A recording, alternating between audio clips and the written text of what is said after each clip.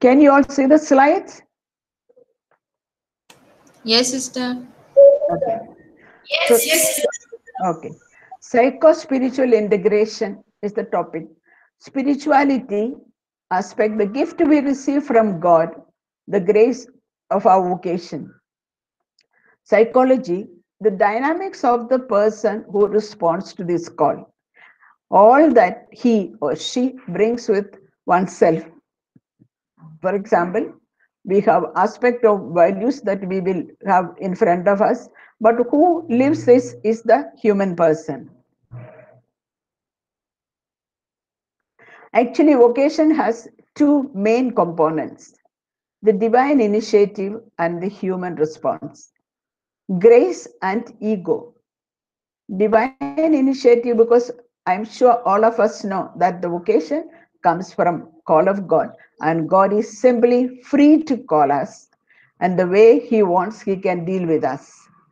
Human response, vocation cannot be complete only with the call. Our answer also is there, then only there is vocation. I am sure many people are also called by God, but they don't respond, and therefore there is no vocation. Grace and the ego is the same. Grace is the call of God, and the ego is the individual. Vocation is qualitatively a different reality. Vocation is something that is spiritual, that is a special call, and it's God's initiative. So vocation is a call from God. Vocation is qualitatively different reality. It's an experience of grace, a call to live values. I'm sure all of you have gone through initial formation of candidacy, postulancy, and all, have discovered that you would not be able to come to the congregation by yourself. So it is an experience of grace, a call. But for what? To live values. And human person, the freedom of the person to respond to the vocation. These are very important and very essential and the root of our vocation. There is this freedom of the person to respond. Without the free response of the person, there is no vocation. And we also notice one thing, limitations in response and limitations in freedom. When we want to respond wholeheartedly, we want to give ourselves fully, we want to give ourselves totally, we ourselves find also that there are so many limitations in our freedom. Because I want to obey, but sometimes I don't feel like obeying. I want to pray, but I feel like sleeping. So there are so many limitations we meet in our living a vocation. Third, we shall see also process of change, the interaction that takes place between values and the reality of the self in a context of religious formation or transformation. There are changes that takes place, but what type of changes are they? What type of are they real change, or are they show of change? Are they change for pleasing somebody? So there are different processes of change. So we shall also deal with that. And the second session will be the human person, the ideal self, the actual self, the emotions, needs, consistency, inconsistency, our consciousness, process of integration, characteristics of integrated persons, characteristic of non-integrated person, integration of intellect, emotion, and will. I'm just introducing only second session. We shall come to it the next hour. Am I too fast?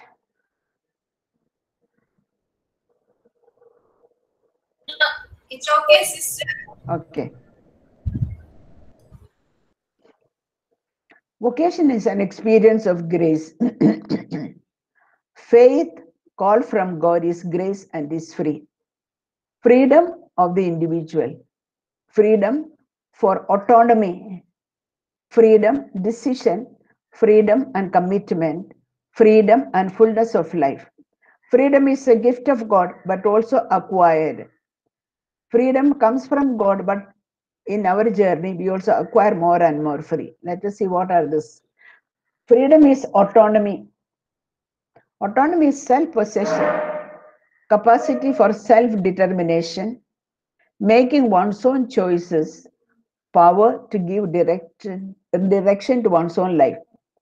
One of the growth that takes place slowly in our life is this autonomy. I am not dependent on anyone. I make my own decisions. I make my own reflection. I am different from the other. I am able to lead my life as I understand, as I want to. Secondly, is a decision. Freedom is experienced in a behavior that is decisive and goal oriented. We also, freedom brings us to also certain amount of ability to make decisions in our life. Freedom is also leads us to commitment, is giving oneself totally and following one's decision. You know how difficult sometimes commitment. There are many people who make decisions and so on, but so often we are not able to keep it up. Means our commitment becomes very far, very uh, short. So many times we can see nowadays people living religious life, people who are married, breaking of their marriage, divorce, separation, and so on. So commitment for a whole lifetime is really a free choice what that one makes, and also it demands a lot of perseverance and willingness. Fullness of life, it comes from having given all one's life for a particular goal in totality. As we grow, you see, freedom is acquired in order to welcome, absorb, and interiorize and live values, because values have its own characteristics. And as you integrate, as you become more and more free, you will find your energy also becomes stronger. When you are free from other demands, when you are free from other inner cravings, there is more and more fullness of life, which means you are using all your energies for one particular goal. Now, let us see the aspect of values, or those aspect or those ideals for which we come into religious life. I am sure all of us have values. When we come, I want to become holy, I want to serve God, I want to be prayerful, I want to be holy. All these are values that we carry with us. Now, what are these values? They are enduring abstract ideals of a person. Means they are abstract. When we hear about ideals only, we realize that it has to be something abstract. Means I cannot touch and see. It's not tangible, but really they are abstract. They are also ideal modes of conduct, how I should behave. For example, I must be punctual, I must be obedient, I must be prompt. So there are also behaviors that are values. There, then ideal end states of existence. We have a goal, for example. Goal means my union with God, my following of Jesus. So, in general term, we can say that our values can be divided into two categories of terminal values and instrumental values. Terminal values are those values which we have final end, means we go towards union with God and serving God. And our instrumental values are those values which help us. For example, we are prayerful or we are prompt in prayer. That means my ideal of union with God is attained through the instrument of my praying or being faithful to my prayer. So there are these values are there which are also helpful.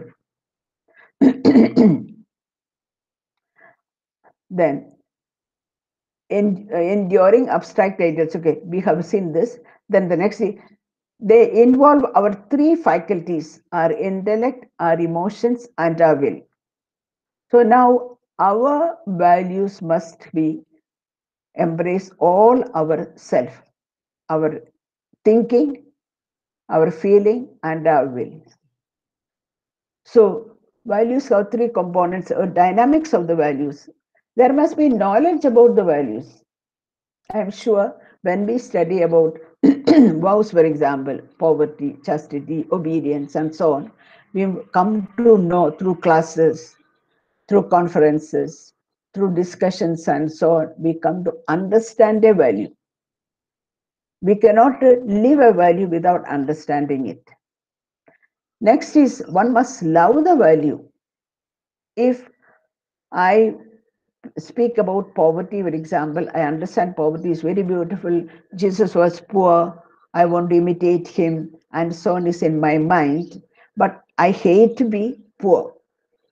Then we will never practice our poverty, because we think one who is poor is hopeless person or not valued or not important person.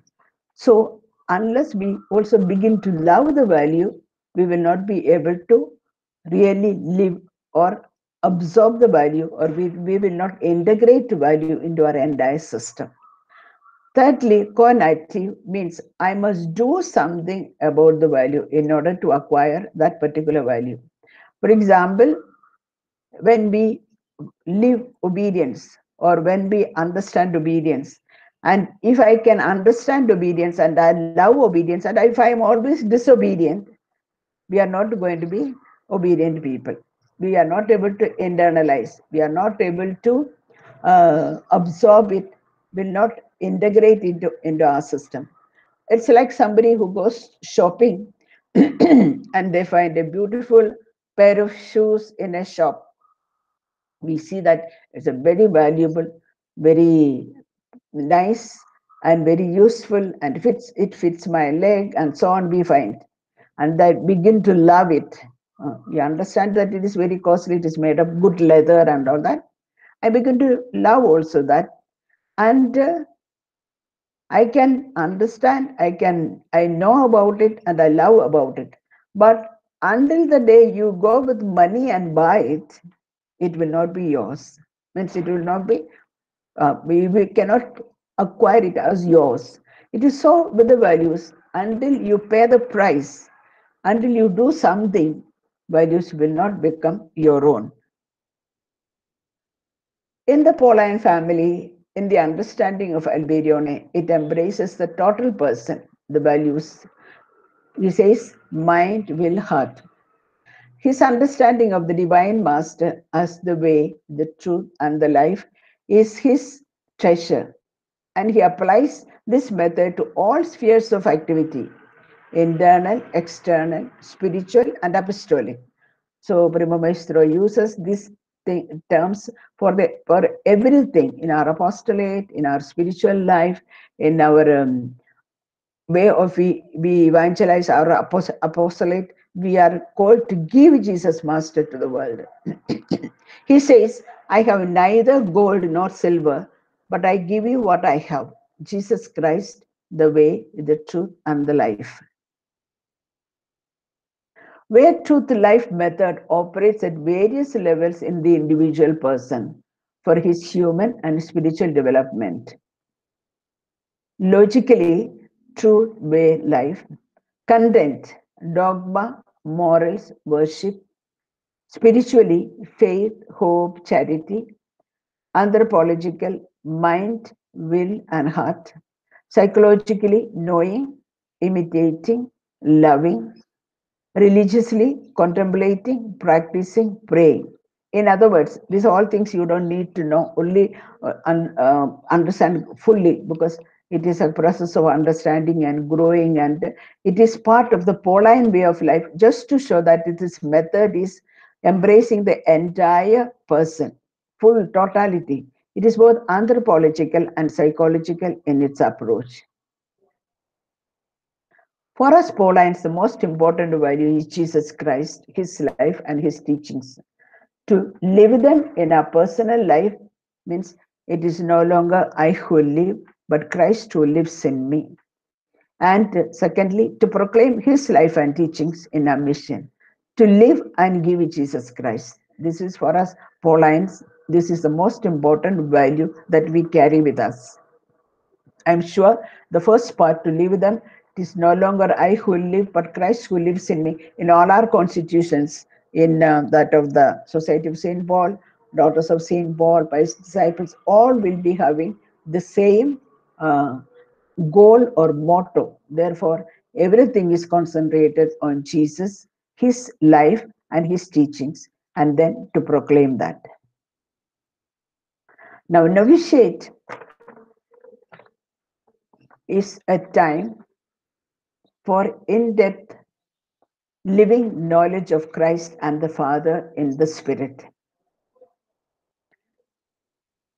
establishing a new rapport with the living person of the Lord, contemplated according to the aspects underlined by the charism.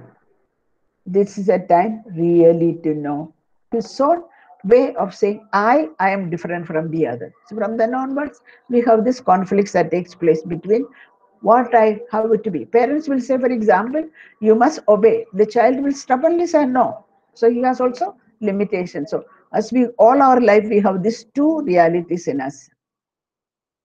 Now, vocational integration or growth take place through the capacity to internalize values, means values that we have spoken, and our growth in vocation presupposes the capacity to internalize values and live them. Maturation is the integration of the different aspect of personality. We shall see what are the aspects of our personality. Mature person engages all the dynamic forces, conscious and unconscious, of the personality. Vocational maturity is the integration of affective and spiritual maturity. So, vocational maturity is putting together our affective and spiritual maturity. Now, who is the person who responds to the call of God? What are the things that we find ourselves in? Let us look at ourselves. One with values, one with ambitions, one with intellectual abilities. We have intellectual ability, thinking, reflecting. One who is uneasy in interpersonal relationships sometimes. I don't like somebody. I am fearful of somebody. I dislike somebody. So we have uneasy feelings. One who knows something about himself or herself. We know something about ourselves, not everything. So the one who come into religious life, one who journey towards God, has these realities. And one who is at ease with others. Some people we are very happy to be with. We enjoy their company. We feel affectionate towards them. We feel like submitting ourselves with them. Then one who escapes work, the our vocational stories, will also find some of us who don't like to work hard. So we leave it to the others. We give it escape. Then one who prays, one who really prays, and one who finds it difficult to pray. We have all these realities that we come with. Excuse me. You all can hear me? Yes, Yes, sister. sister. Okay. Yes, sister. Okay. Now there are main three processes of change that takes place. You can see on that slide, there is the interaction that takes place between formator or superior or community and the message and the formee. Now, the above interaction produces three types of changes: compliance, identification, and internalization. Now, suppose somebody says that you must be, you must observe, let us see, for example, you must observe poverty. So, the formator, the individual, says the message, the content is that your love or understanding of poverty. How she does? She will teach about poverty. She will give examples of poverty. She will give you situations of poverty so that the formee learns slowly to change and learn poverty and live our poverty. And after some time, she realizes that I don't need so many things. I can depend on God, my Father. He provides for me always. So this dependence on Him is my way of living poverty, or I surrender myself to God. So there are three type of interactions. Let us see what are they. Compliance adopts attitudes because of reward and punishment. So sometimes in the beginning of our life, especially of our religious life, we comply with things. We really don't learn things, but as we come to religious life, especially we find, in our communities, somebody will say, you go to sweep or you go to clean. So we go. Because why we go, we don't know sometimes. So many times it is reward because sister will think that I'm good, or father will say that he will not punish me. So either reward or punishment. In compliance, there is no real consent, but coercion. Coercion is force. If father is coming around or sister is coming around, then I will do. So it is not that I understand the message, not that I understand the importance of helping up in the cleaning and so on, but I am forced to do. And in compliance, we act out of fear. There is fear in the person. The more fearful, the more observant we are without understanding. And this type of behavior is only external, not within the person takes place. And power assertion and consequent submissiveness. So there is in compliance, there is power assertion, means the person usually who ask this kind of coercion and compliance is authority could be also tend to be more powerful. If there is a stick, what happens? People obey. If there is, so therefore there is fear or there is reward. We can also have fear of being sent out, uh, reward of getting praise from the others and so on. So any of this type of behavior, we say compliance. Mainly, does a person does not believe in the message and they look for approval, praise, or that I am accepted, I am wanted. If I am obedient, I am accepted, I am approved, I am thought well of by the others. So in this, there is power assertion and rigidity. Persons are not free. Secondly, change also can take place. Now, that is one type of change only in the behavior. The second, we can also have another type of change is identification. Gratifying a relationship with another person or group. Suppose, for example, if I like my superior, I have a good relationship with superior. If I am fond of my mistress, then I will do whatever she says. And then I believe and accept the attitude adopted. In this, at least, there is little bit of acceptance of the message. Thirdly, it increases one's self-esteem. Oh, I am wanted, I am accepted, I like her and she likes me, and so on. Takes place in reality or in fantasy. This experience can be maybe in reality or also in fantasy, because we are not very sure. A person may think that superior or a formator likes, but may not be true. So it may be our own fantasy that is thinking this way.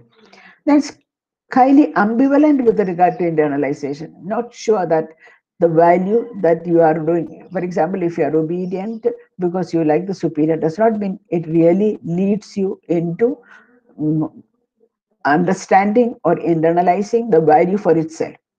Is a powerful process of social influence, functions on popularity. Often it happens sometimes if the formator is very fond of the formee and want to please also. Sometimes a formator also want to please the formee. So what happens? She will be happy with the formee doing who will be doing whatever she asks. So sometimes there can be relationship that enters into between the formee and the formator. So social influence or popularity or one who does not say no and so on, it can be. So some change can take place in the person due to this process of identification. Thirdly, we have internalization or true living of values. In this case, accepts the message because it is congruent with one's basic value system. Because the message or the value, for example, obedient, it is congruent means in agreement with one's basic value system. So as a young person who come to religious life knows that she has accepted the vow of obedience. She says that this message that is told to me is also what I wanted to live. I wanted to be obedient. So also with regard to chastity, we said that I wanted to be chaste, I want to be committed to Jesus Christ only. So when I live this value is something that I have come with. adopts attitude as one soul, not because somebody says, not because of fear, but I want it because it is my desire. Is independent of external support. I don't need anybody praising me, or I don't need anybody looking at if I'm being this way or what. Content of the belief is rewarding. When I really live that value, I feel very rewarding. I feel very happy because it is worth living that way. It this is for what I have come. This is for what I am committed. This is what for what I have left my parents, my family, and so on. No, so it makes me happy. So it is rewarding. In this case, there is a credibility of the messenger, the one who gives our formator, our superior, and so on. They are credible. Means if a formator says that you have to pray and teach you to pray, the formee also sees the formator as praying. So she is credible or he is credible. So he is respectful. For example, we are told to respect the brothers, the sisters, and so on. But we also see our formator respecting the persons. So we can say credible means I can believe because that person speaks and tells me, but also she does. Not only speaks or tells, but also she does. So I am changed because this person is a true example for me. So this way, the person is slowly getting transformed. One is free and disposed to accept the value system. In this way, one become more and more free and disposed to accept value. Internalization has two components regarding the content of the value, the five objective values. The five objective values are union with God, following Jesus, then for us religious especially is poverty, chastity, obedience. These are the main five values that we in religious life live. So we have the content of the values and function of the values. We have to see what values we live and why I live. What values I live and why I live. Why am I poor? Why I choose to be obedient? Why I choose to be chaste? So why of the values? Is it for one's satisfaction or its intrinsic worth? Important. Values can have a defensive or power wielding function. Sometimes value can be very defensive. I practice values just to be, as we saw in the case of compliance, just to please or out of fear or to be accepted, and so on, can have any defensive function. Internalization, inner freedom is the condition for internalization. So this inner freedom is very important. I may know and want to live values, but am I free? That is a question. Freedom comes from self knowledge and self acceptance. So we may want to live values, but I'm asking, am I really free? Can I make the choices that I want, or am I held back? So for this, I need to know who I am. Self knowledge and self acceptance, and a willingness to want to live values. Nobody can place it for us, but it must be our own personal choice. Fears block our freedom. These are what are the fears that we have and still continue to affect us? How can we discover it?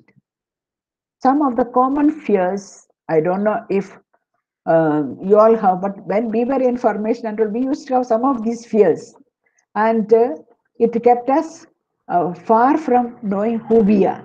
So sometimes people have in the communities or during formation fear of speaking. So what happens at the table and so on, or sit quiet. The mistress will say, nothing to speak. Is that happens to all of you?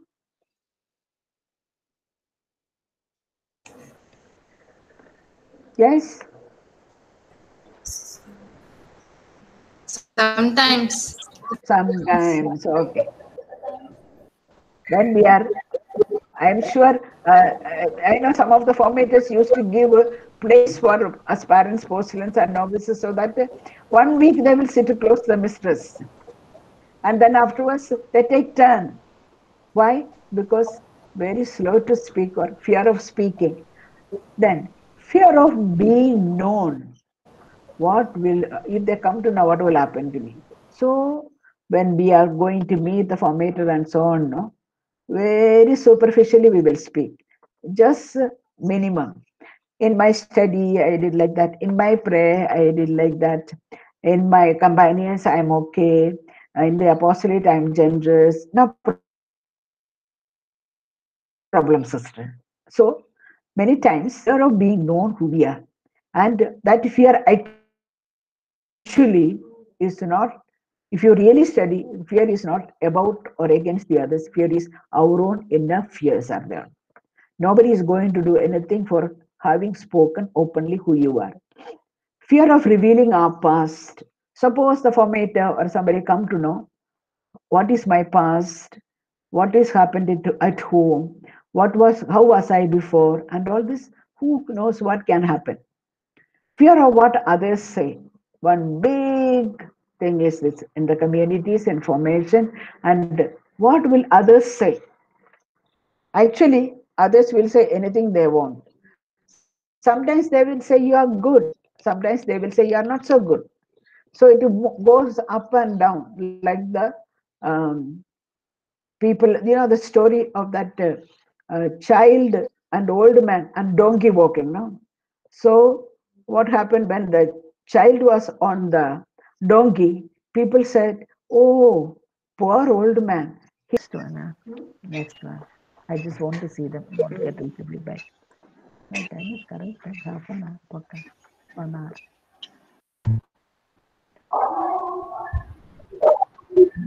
Now, because the first part of the presentation is over, do you all have any question, any clarification before we move on to the second part?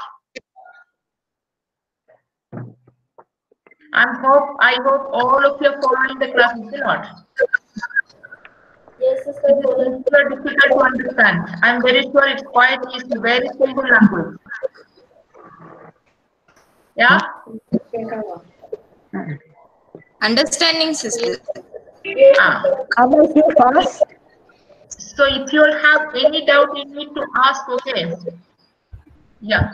Write down and keep it. When the time is given to you for question answer session, you can ask the question and verify it, okay? All of you.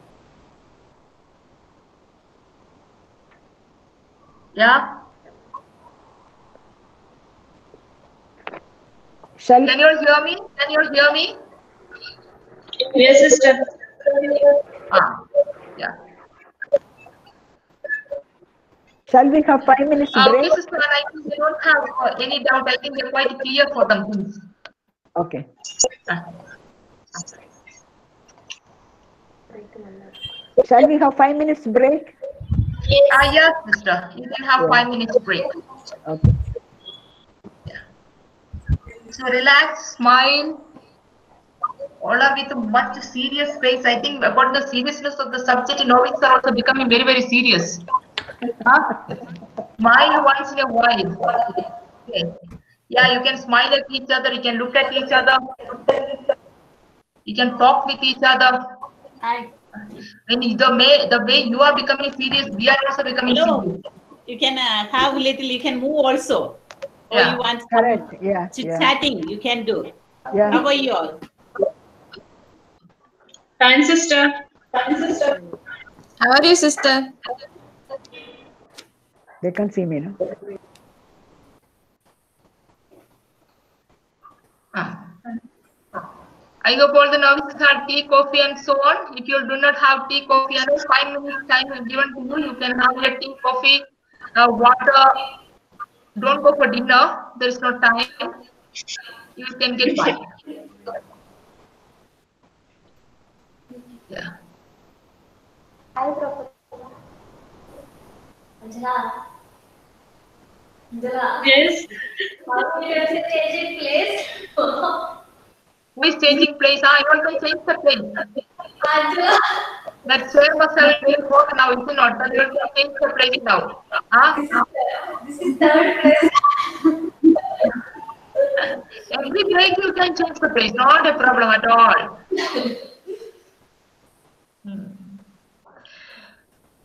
Brothers, how are you all? Both the groups of brothers?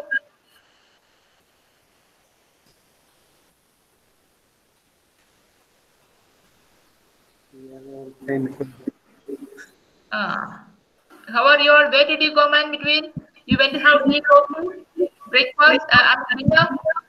We are on 10th. I We are can't see on you. I can't see you. I can't hear you either. Yeah. Put on the video. we are And the sister. brothers in quarantine, the brothers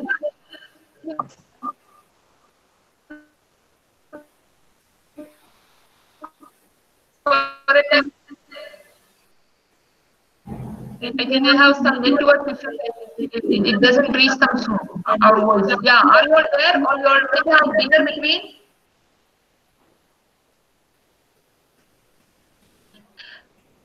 Oh, okay, okay.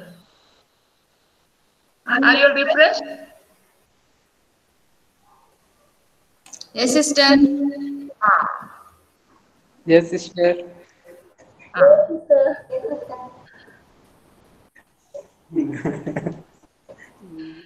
Yeah, novices, as yesterday that you all had the question answer session, no? Today also we will have it. Everybody has to ask question. Everybody.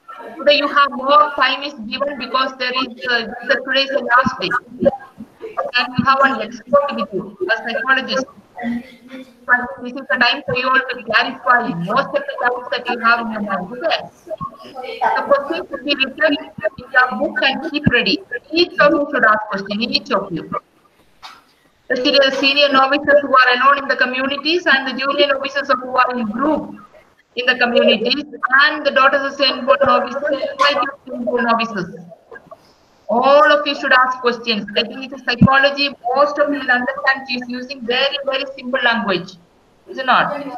You must have heard a lot about it. You must be heard from many this kind of the dialogues. Today is the time to verify. Tomorrow, don't ask me. I will not give a chance. Today is the only chance that will be given. Tomorrow, if you say that, no, cannot. Okay, when the time is given to you, write in your question. If you feel that you will forget at the end of the day, write it and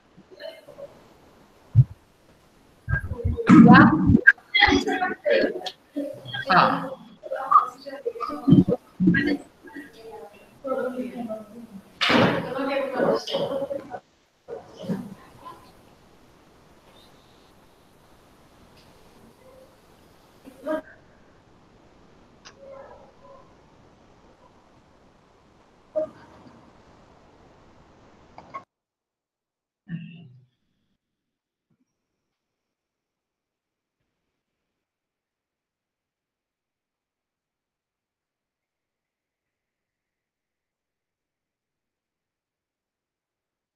Yeah, are all of you back?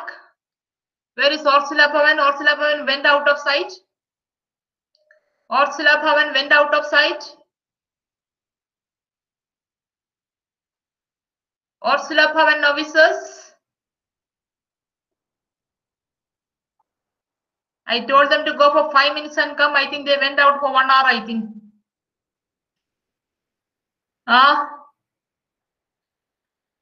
Sister Palsy, can you just find out from Ursula Bhavan novices what happened to them?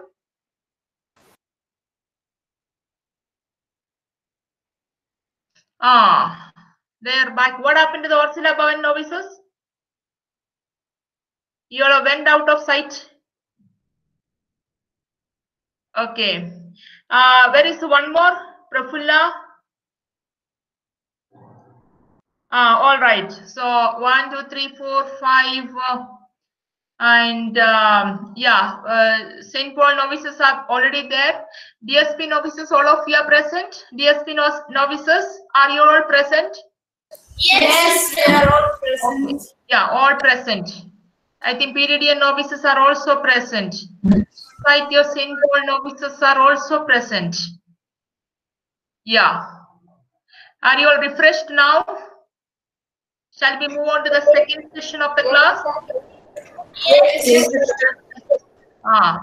As I told you, at the end of the class, we will give you time for verification. Okay, in between, I think we will not go for verifications. Okay. So write and keep in your book. Then the question should be there in your book. Okay. Yeah, ready? Shall we move on? Shall we move on with the class? All right. Sister Anne, are you there? Sister Anne, are you there?